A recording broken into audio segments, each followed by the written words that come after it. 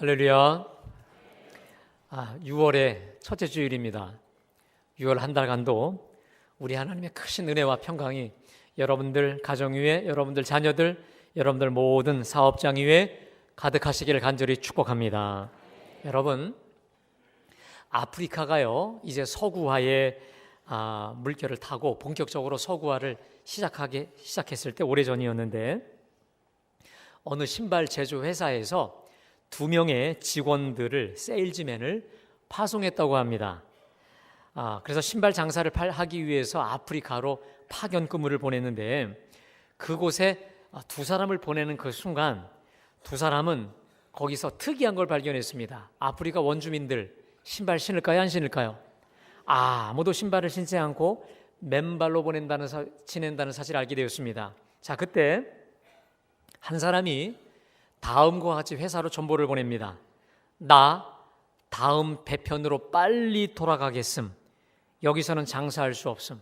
모든 사람들 아예 신발을 신고 있지 않음. 그래서 그 사람은 갔어요. 자, 또 한 사람이 다음과 같은 전보를 쳤다고 합니다. 모든 사이즈로 100만 켤레를 빨리 보내기 바람. 여기 있는 사람들 아무도 신발 신지 않고 나다니고 있음. 여러분, 신발 없이 맨발로 다니는 상황을 보면서 똑같은 상황인데 상황을 보는 눈이 이렇게 다른 거예요. 한 사람은 맨발로 다니니까 안 된다는 거고, 한 사람은 맨발로 다 다니니까 된다는 것이죠. 여러분, 누가 성공했을까요? 네, 두 번째 사람이 성공했겠죠. 옛날에 2 아들을 둔 어머니가 있었다고 합니다. 그런데 어머니는 2 아들 때문에 늘 고심이 많았어요. 왜냐하면 큰 아들은 우산 장사를 하는 사람이고, 또 한 사람은, 또 아들은 부채 장수를 합니다. 그래서 날씨가 더운 날 어머니는 항상 하늘만 쳐다보는 거예요. 아이고, 날씨가 맑으니, 이렇게 덥고 맑으니 우산이 안 팔리겠군. 그 우산 장수 아들 때문에 걱정이 되는 거예요. 또 비가 오는 날은 땅만 보는 거예요. 아이고, 이렇게 비가 오니까 부채가 안 팔리겠구나. 늘 근심인 거예요. 어느 날 보다 못해 이웃집 아주머니가 놀러와서 말합니다. 아주머니, 그렇게 걱정만 하지 말고 생각을 좀 바꾸시면 어떨까요? 생각을 바꾼다? 이렇게 하면 어떨까요? 날씨가 더우면 뭐가 잘 팔리고? 부채가 잘 팔리고, 비가 오는 날엔 우산이 잘 팔리니까 다 좋잖아요. 그 말을 가만히 생각하니까 어머니가 들으니까 맞는 거예요. 옳지, 그러면 되겠구나 하면서 기분이 너무 좋아졌어요. 비가 와도 좋고 더위가 와도 좋네. 그렇죠? 여러분, 이 2 이야기가 뭘 뜻할까요? 똑같은 상황을 두고 어떻게 보느냐, 어떠한 눈을 가지고 보느냐에 따라서 전혀 달라질 수 있는 겁니다. 남들이 보지 못하는 것을 보는 사람을 일컬어 통찰력이 있다, 해안이 있다고 합니다. 자, 이 통찰력을 영어로 인사이트라고 합니다. 이게 무슨 말이냐면, 속을 본다는 거예요. 겉을 보는 게 아니라 속의 것을 볼 줄 아는 사람을 향해 통찰력이 있다라고 말합니다. 그런데 우리 하나님의 사람들은 일반 세상 사람들이 가지고 있지 않는 아주 특별한 눈을 갖고 있습니다. 이것은 그리스도인이 아니면 절대로 소유할 수 없는 눈이 있습니다. 이것을 믿음의 눈이라고 합니다. 한번 따라 할까요? 믿음의 눈. 자, 그러면 이 믿음의 눈이 구체적으로 무엇인가? 자, 오늘 이 구약 민수기 본문은요, 이제 적과 꿀이 흐르는 가나안 땅에 들어가기 전에, 자, 가나안 땅을 진입을 코앞에 두고 있을 때 이제 정탐꾼을 보냅니다. 이스라엘 12지파 중에 12명, 각 지파당 한 사람을 뽑아서 12명을 뽑아서 40일간 가나안 땅을 정탐하게 하고 이제 돌아와서 보고를 합니다. 자, 그런데 그 12명 중에 10명의 보고와 2명, 다시 말해 여호수아와 갈렙, 이 2사람하고 10명의 보고가 전혀 달라요. 자, 물론 이 12명이 공통점도 있습니다.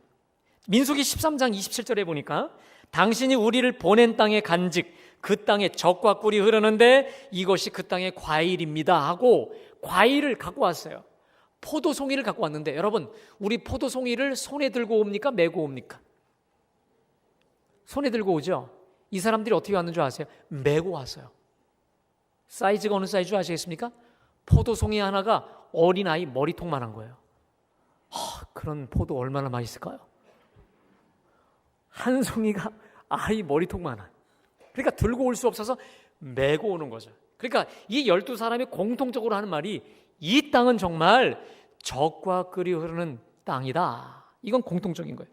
또 하나 28절에 보니까 그러나 그 땅 거주민은 강하고 성읍은 견고하고 심히 클 뿐 아니라 아낙 자손을 보았으며, 이들이 또 공통적으로 본 게 뭐냐면 강하고 견고한 성읍, 그래서 거기에는 아낙 자손, 거인의 후손들이 살고 있다, 철병거로 두르고 있다라고 하는 면에서는 모두 다 일치되는 보고를 하죠. 자, 그런데 10명과 2명의 결정적 차이가 있습니다. 10명은 올라가면 죽는다, 가면 안 된다는 거예요. 그 이유가 있습니다. 민수기 13장 31절에 우리는 능히 올라가서 그 땅 백성을 치지 못하리라. 그들은 우리보다 강하니라. 그들은 우리보다 강하다는 거예요.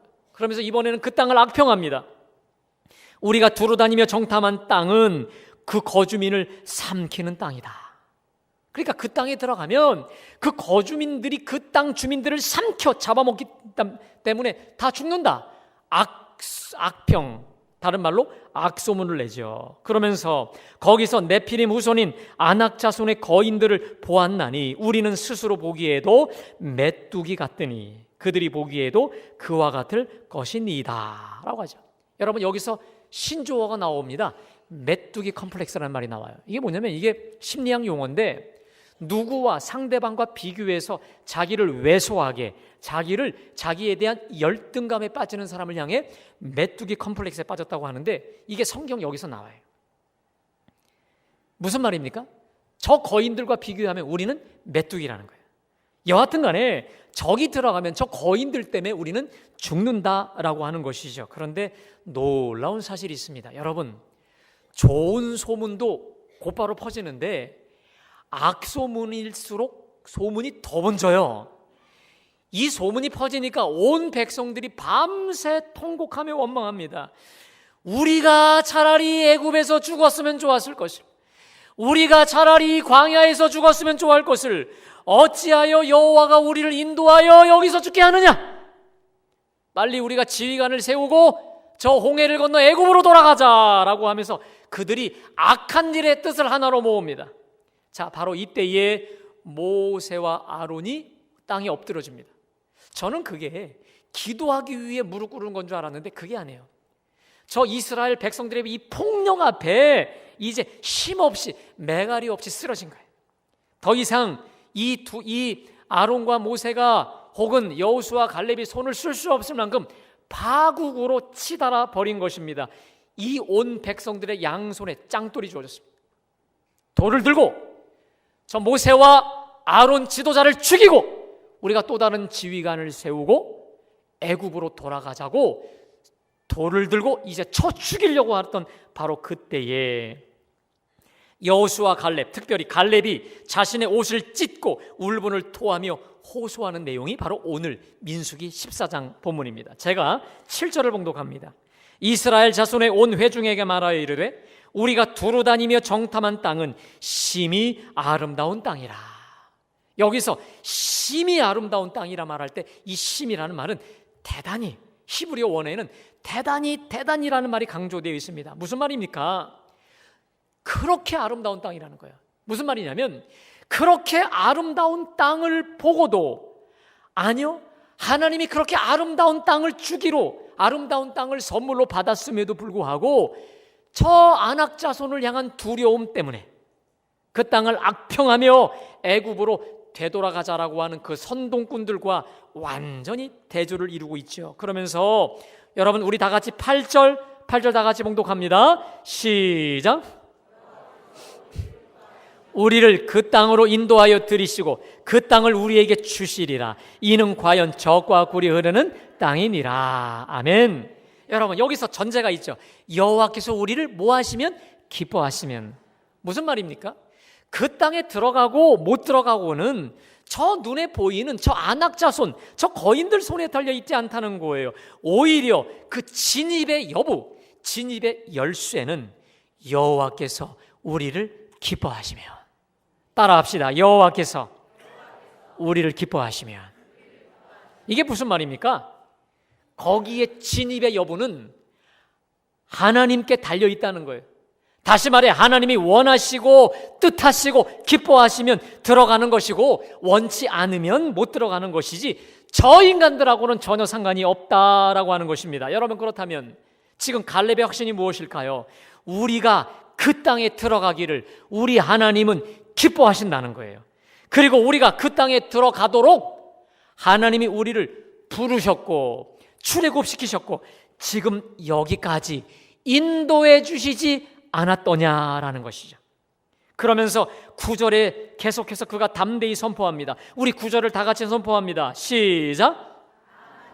거역하지 말라. 또 그 땅 백성을 두려워하지 말라. 그들은 우리의 먹이라. 그들의 보호자는 그들에게서 떠났고 여호와는 우리와 함께 하시느니라. 그들을 두려워하지 말라. 여러분, 여기 보니까 다만 여호와를 거역하지 말라. 여러분, 갈렙의 말에 의하면 왜 이스라엘 백성들이 지금 여호와를 거역하는 것일까요? 무엇이 여호와를 거역하는 겁니까? 왜 그럴까요? 이런 겁니다. 그 땅은 이미 누가 주시기로 결정하신 거죠? 하나님이 그 땅을 주시기로 약속하셨잖아요. 그런데 하나님이 그 땅 주시기를 기뻐하신 사실을 번연히 알고서도 단지 무엇 때문에? 두려움 때문에, 무서움 때문에 하나님의 기뻐하신 뜻을 거스리고 거역하고 있으니 반역이죠. 거역하는 거죠. 그러니 거역하지 말라는 거예요. 그리고 그 땅 백성을 두려워하지 말라. 그들은 우리의 먹이라. 우리 성경에는 먹이라고 되어 있는데 옛날 개역 성경에는 그들은 우리의 뭐라고 되어 있는 줄 아십니까? 밥이라. 저는 이게 더 좋은 것 같아요. 제가 지금 배고파서 그런가요? 그들은 우리의 밥이라. 그들의 보호자는 그들에게서 떠났고 여호와는 우리와 함께 하시느니라. 여호와는 우리와 함께 하시느니라. 그들을 두려워 말라. 그러니까 그들이 우리의 밥이라는 거예요. 그들의 보호자는 그들에게서 떠났고 여호와가 우리와 함께 하시니 당연히 그들은 우리의 밥이라는 것이죠. 여러분, 우리는 오늘 이 상반되는 그들 두 타입의 보고에서 믿음이 무엇인지, 믿음의 눈이 무엇인지를 정확히 알게 되는 것입니다. 여러분, 믿음이 대체 뭘까요? 1차적으로 믿음은 상황과 환경이나 문제를 제대로 볼 줄 아는 것입니다. 믿음의 사람이라고 해서 상식을 벗어나지 않습니다. 여러분, 우리가 보통 예수를 믿는다, 믿음의 사람이 된다, 성령의 사람이 된다 생각하면요, 이렇게 생각해요. 광신도가 된다고 생각해서 원칙도 없고 상식도 없고 어떤 이러한 일반 사람들이 사는 상식을 벗어난다 생각합니다. 여러분, 믿음은 상식을 초월하는 것이지 비상식적인 게 결코 아닙니다. 다시 말해 갈렙의 고백대로 우리가 두루 다니며 정탐한 땅은 심히 아름다운 땅이라, 이거 그곳에는 강한 거주민과 원주민, 철병거를 두르고 있다, 안악자손이 있다, 이거 제대로 환경을 볼 줄 아는 거, 이거 믿음이에요. 어쩌면 이 부분에서는 그 10명과 여호수아 갈렙 이 두 사람이 동일하였을 것입니다. 그러나 저 10명과 2명을 가르는 결정적인 차이가 무엇이었을까? 10명은 상황만 보았어요. 환경만 보았어요. 안악거인, 견고한 성읍, 철병거만 보았어요. 그러니까 두렵죠. 그러니까 무섭죠. 그러니까 메뚜기지요. 그러니까 가면 다 죽는다는 거예요. 여러분, 이 10명의 보고 속에 하나님이 계십니까? 이 10명의 심령 속에 하나님이 한 터럭이라도 계시냔 말이에요. 없어요. 아예 없어요. 안중에도 없어요. 전혀 없어요. 저들이 주목하였고 저들을 사로잡고 있는 것은 온통 장대한 거인들, 심히 견고한 철통과 같은 성읍, 철병거뿐이 없는 거예요. 그러니까 무섭고 죽겠다는 거예요.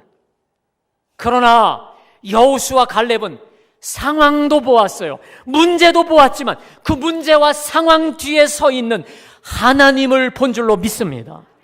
안악 자손이 아무리 커도 안악 그 뒤에 태산처럼 서 있는 그 하나님을 보는 눈, 믿음의 눈을 가지고 있었는 줄로 믿습니다. 그러니까 담대한 거예요. 그러니까 기죽지 않는 거예요. 그러면서 이렇게 외치는 거예요. 하나님이 기뻐하시면 된다는 거예요. 하나님이 원하시고 기뻐하시면 다 돼. 주께서 우리와 함께 하시고 주께서 우리를 도우시니 그들은 우리의 밥이라.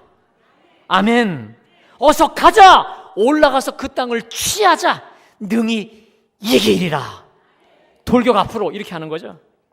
여러분, 믿음은요, 제가 신앙생활을 해보면서 깨닫는 게 있습니다. 믿음은 복잡하지 않아요.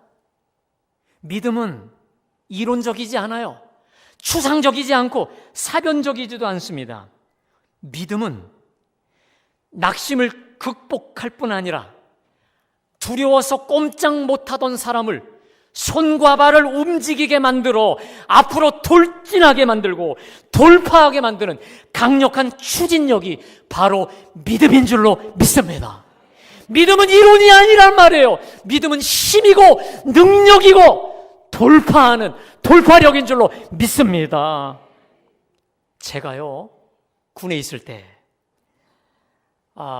군목은 아니었어요. 이분이 오랫동안 이 교편 생활을 하시다가 50대에 하나님의 부르심을 받아 이제 목회자가 되신 분이신데, 이분이 제가 근무하는 그 군에 저보다 몇 개월 전에 오셨어요. 근데 이분이 어느 날 토요일 날 신의원들을 다 모으라 하시는 거예요. 모으고는 칠판에다가 이제 설명을 하시는 거예요. 이런 거예요. 다윗과 골리앗을 예로 들면서 믿음을 설명하셨던 게 지금도 생생히 기억납니다. 이런 겁니다. 골리앗 앞에서 이스라엘 백성들은 마치 고양이 앞에서 쥐처럼 아주 얼어버렸어요. 두려움에 얼어버렸어. 바들바들 떨고 기가 죽어버렸는데, 도리어 다윗은 소년임에도 불구하고 골리앗 앞에서 두려움 없이 골리앗을 단 한 방에 그 돌로 때려잡을 수 있었던 그 비결이 무엇이었는지 아느냐? 이분이 그림을 그리며 설명하는 거예요. 이런 겁니다. 이스라엘은 지금 눈앞에 있는 거인 골리앗만 보고 기가 죽었다면, 다윗은 골리앗 뒤에 있는 태산과 같은 하나님, 아멘? 골리앗 뒤에 서 있는 태산과도 같은 골리앗보다 크고 강력하신 하나님을 보았다는 거예요. 그러니까 다윗이 볼 때 골리앗 이놈은 다윗 앞에서 아무것도 아닌 거죠. 왜? 태산 같은 하나님이 뒤에서 골리앗을 누르고 잡고 있으니까 아무것도 아니었다, 밥이었다는 거예요. 그러면서 그분이 본인의 간증을 하시더라고요. 여기 군교회를 오기 전에 어느 큰 교회에서 갑자기 자기에게, 나이 많은 자기에게 청년부를 주어줬대요. 인원이 몇 명 안 됐던 인원이었는데 너무 걱정했다는 거야. 얘들이 놓친 내 얘기를 들을까? 내 말을 들을까? 들어줄까? 너무도 걱정이 되었다는 거예요. 그런데 이분이 그 젊은 청년들과 자기를 보지 않고 이 늦은 나이지만 나를 부르신 하나님, 아멘, 나를 목사로 부르신 하나님, 나에게 이 청년부를 맡겨주신 그 하나님에게만 집중했다는 거예요. 그랬더니 그 해에 몇 배의 부흥을 이루어 주시더라 라고 하는 고백을 제가 은혜롭게 들은 적이 있었습니다. 사랑하는 여러분, 사람을 보고 나를 보고 눈에 보이는 환경만 보면 제가 예언합니다. 반드시 주눅들고 위축될 수밖에 없습니다. 그러면서 이렇게 생각해. 난 메뚜기야. 나 같은 게 뭘? 나 같은 게 안 돼? 되겠어? 큰일 났다. 이렇게 되는 거예요. 문제만 보게 되면 오늘 이스라엘 백성처럼 메뚜기 컴플렉스에 빠져들 수밖에 없어요. 열등감 혹은 다른 말로 또 우월감에 빠질 수밖에 없습니다. 그러나 문제와 환난과 곤란함 속에서도 문제 뒤에 서 계신 하나님, 문제보다 더 크신 하나님, 아멘. 여러분, 이스라엘 백성들의 기도문을 보십시오. 특별히 느헤미야 기도문, 크고 위대하신 하나님, 크고 놀라우신, 항상 크다는 말이 있어요. 문제보다 크다는 거예요. 아멘. 우리의 적군보다 더 크다는 것이죠. 문제보다 더 크신 그 하나님을 주목할 때, 하나님을 주목할 때 여러분 소망이 생기는 줄로 믿습니다.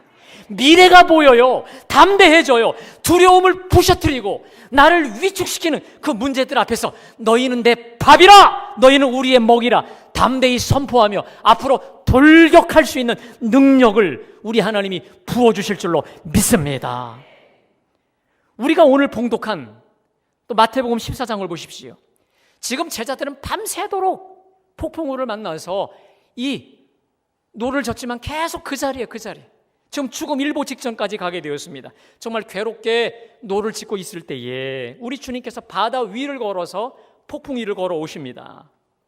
그때 제자들이 너무도 놀라 유령이다 라고 했더니 우리 주님이 헬라어의 에고에임이 나다. 여러분 이거 번역하면 나다. 나 여기 있으니 안심하라, 두려워 말라. 한번 따라 합시다. 나다. 나 여기 있다. 두려워 말라. 사랑하는 여러분, 우리가 환란의 폭풍우를 만날 때 여러분 걱정 마십시오. 내가 그곳이 언제 어디 서 있던 거네. 우리 주님 말씀하십니다. 나다. 나 여기 있다. 안심하라, 두려워 말라. 우리 주님의 음성을 반드시 기억하시기를 간절히 축원합니다. 자, 이때에 호기심 많았던 베드로가 물어요. 주님, 만일 주시라면 나로 명하사 주님께로 가게 하소서. 그랬더니 주님 말씀하시죠. 짧게 말씀하시죠. 뭐라 하십니까? 오라, come, 오라.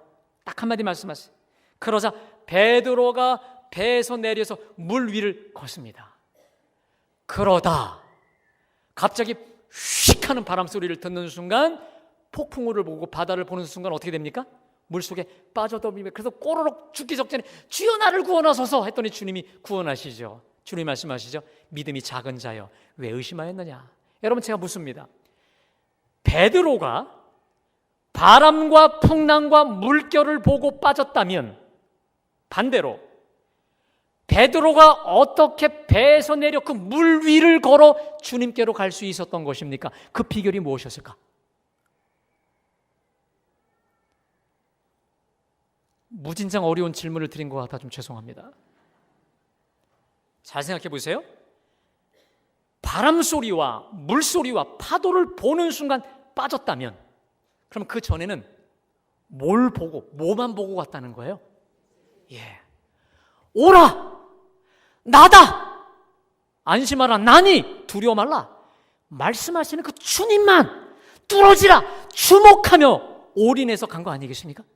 그러니까 여러분, 우리가 무슨 일에 집중하면 어떤 소리가 안 들리잖아요. 오라 하시는 그 주님께만 눈을 부릅뜨고 눈을 부라리며 집중하면서 돌진에 갔을 때 물 위를 걸어간 거예요. 그게 몇 미터인지 모르지만 꽤 긴 시간을 걸어간 거예요. 여러분, 우리는 여기서 믿음을 정의할 수가 있습니다. 믿음은 오라 하시는 그 주님, 나다, 여기 있다 말씀하시는 그 주님만 주목하며 걸어가는 것인 줄로 믿습니다. 문제도 있고 세파도 있고 환난도 있고 내 연약함도 있지만, 나를 보지 않고 사람 보지 않고 세상 보지 않고 오라 하시는 그 주님께로만 내 시선을 집중하며 고개를 들어 주님께로 내 시선을 집중하며 앞으로 돌진해 나아가는, 그게 바로 믿음이며, 그 믿음의 연장선상에서 기적도 상식이 되게 하여 주시는 줄로 믿습니다. 사랑하는 여러분, 한 번 사는 우리네 인생이라 합니다. 늘 문제만 보고 사람만 보고 자기의 연약함만 보면서 메뚜기 컴플렉스에 빠져서 언제나 매갈이 없이 우리가 살아가겠습니까? 오히려 믿음의 눈을 부릅뜨고 고개를 들어 주님을 바라보는 가운데 희망차고 미래지향적이며 영향력 있는 인생을 살아보지 않으시겠습니까? 우리의 시선을 전능하신 하나님께로 고정시키고 집중하면서 우리가 걸어갈 때 우리 하나님께서 기적이 상식처럼 일어나게 하여 주실 줄로 믿습니다. 내 사이즈는 이거지만 내 사이즈, 내 한계가 아니라 우리 하나님 사이즈, 전지전능하신 우리 하나님 그 사이즈로 우리를 변화시키시고 우리를 성화시켜 주시게 되는 줄로 믿습니다. 사랑하는 여러분, 보이는 환경과 나에게만 집착하지요? 그러면 참 신기한 게 있습니다. 보이는 문제에게만 우리가 집착하잖아요. 기쁨을 잃어요. 참 기쁘지가 않아요. 그리고 이런 생각을 해요. 끝이 보이지 않아. 낙심하고 절망할 수밖에 없습니다. 그런데 신기해요. 주님을 떠올리잖아요. 주님을 떠올리면서 우리 주님께로 우리 고개를 들죠. 그럴 때 나도 상상하지 못했던 기쁨, 생각하지 않았던 새심을 주님이 우리에게 부어주시는 줄로 믿습니다. 여러분 어떠십니까? 여러분 어떠신지 모르겠는데 제 경우를 하나 말씀드릴게요. 내 삶 속에서 내가 뭔가에 눌리고 내가 뭔가에 낙심하고 뭔가 힘을 잃어버렸을 때 가만히 저를 보게 되면 공통점이 있어요. 늘 공통점이 있습니다. 내가 낙심하고 좌절하고 어떤 문제 때문에 내가 정말 이 기쁨을 잃었을 때 가만히 보면 그때 반드시 내게 예수님이 없어요. 문제만 이따마치로 있고 예수님은 내게서 없다니까요. 내게서 보이지 않는 거예요. 문제로 예수님을 눌러버리는 거예요. 그래서 제가 터득한 게 있어요. 오늘 이 마태복음 14장의 본문을 떠올리는 거예요. 오라, 오라, 나다. 지금 서 있는 우리 예수님께 집중하는 것인 줄로 믿습니다. 그 주님을 바라보고 묵상하는 거예요. 여러분, 말씀을 붙잡고 묵상하는 것인 줄로 믿습니다. 말씀을 묵상하고 주님을 묵상하고 주님을 응시하는 거예요. 그러면 신기해요. 그때 그 순간부터 나는 자유로워지는 줄로 믿습니다. 속박에서 풀어져요. 그리고 잃었던 기쁨, 잃었던 즐거움을 다시금 회복시켜 주시는 줄로 믿습니다. 여러분, 재미난 사실이 있습니다. 히브리어에서 누구를 바라본다라는 말은, 제가 우리 장로님을 지금 바라보고 있잖아요. 이 말은 원래 히브리어의 뜻이 뭐냐면 누구를 향해 직선을 긋는다, 이 뜻입니다. 직선을 긋는다, 이런 거예요. 누구를 향해 레이저를 쏜다. 그래서 누구를 바라본다, 이 말은 다른 말로 넌 내 거야, 이런 뜻이에요. 장로님, 넌 내 거야, 이거예요. 더 재미난 게 뭔지 아십니까? 내가 주님을 바라보는 그 순간, 내가 주님을 응시하는 그 순간, 내가 주님께 내가 직선을 긋는 그 순간, 우리 주님은 직선을 통해 나에게 오시고 내가 주님 안에, 주님이 내 안에 온전히 거하시는 줄로 믿습니다. 이게 놀라운 사실이에요. 놀라워요. 내가 주님을 향해 내 인생의 직선을 긋는 순간 그 직선을 타시고 그 믿음을 타시고 우리 주님이 내게 오셔서 내게 은혜와 능력과 하늘의 기쁨으로 내 침체되고 좌절되고 무너져 있는 나를 용사여 일어나라 말씀하시는 줄로 믿습니다. 우리가 저번 주에 감리교 창시자인 존 웨슬리 회심주의를 지켰잖아요. 여러분, 제가 존 웨슬리 목사님을 참 사랑하고 존경하는데 정말 저는 그렇게 늙어가고 싶어요. 그렇게 정말 성화되고 싶은데 이분이 우리 모든 그 당시 메소디스트들에게, 모든 사람들에게 준 어떤 챌린지, 비전이 하나 있습니다. 이 땅에서 우리가 부족하지만 기독자의 완전, 그리스도인의 완전, 영어로 크리스천 퍼펙션이라는데 이걸 이 땅에서 이룰 수 있다는 거예요.